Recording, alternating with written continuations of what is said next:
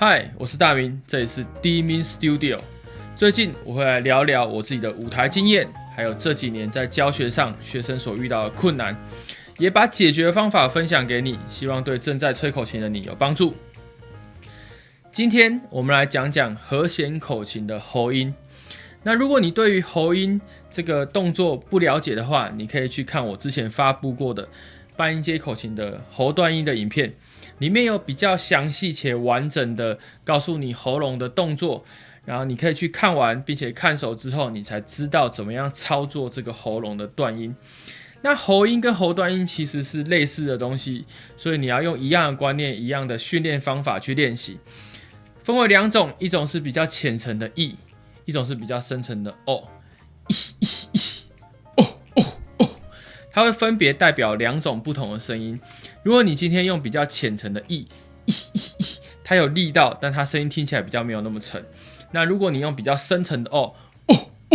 它是一个比较低沉的声音，它可能会比较像是我们一般听到的 bass 的声音，或是比较像是我们在踩大鼓的声音。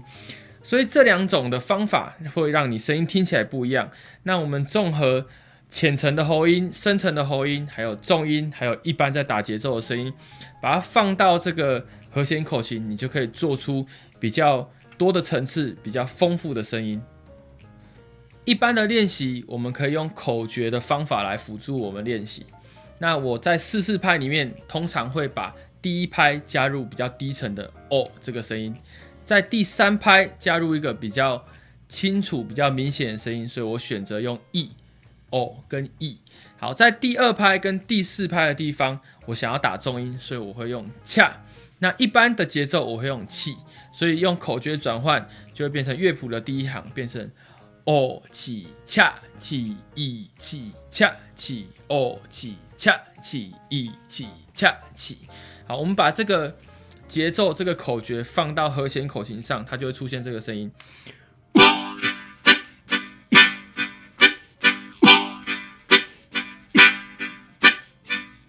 它就可以做出这个比较明显、比较丰富的节奏。接下来这个片段是由台湾 Judis 口琴乐团所编写的《屋顶上的提琴手》4重奏版本。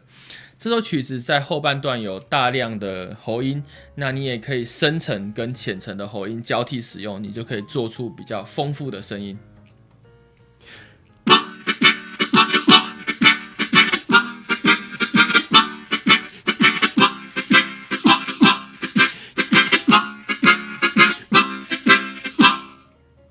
下一个片段是台湾天狼星口琴乐团所编写的《一样的月光》，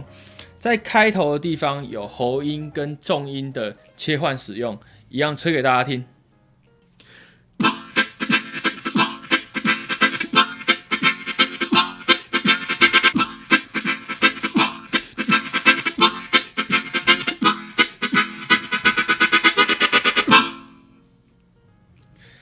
以上就是我们今天分享的和弦口琴喉音的技巧。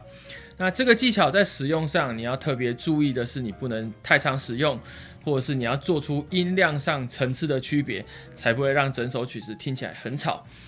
如果这个技巧帮助到你，也欢迎你分享给所有跟你一样喜欢吹口琴的朋友。我们也有开设线上的口琴课程，如果你有兴趣，也欢迎联系我。这里是 D-Min Studio， 我是大明，我们下次见，拜拜。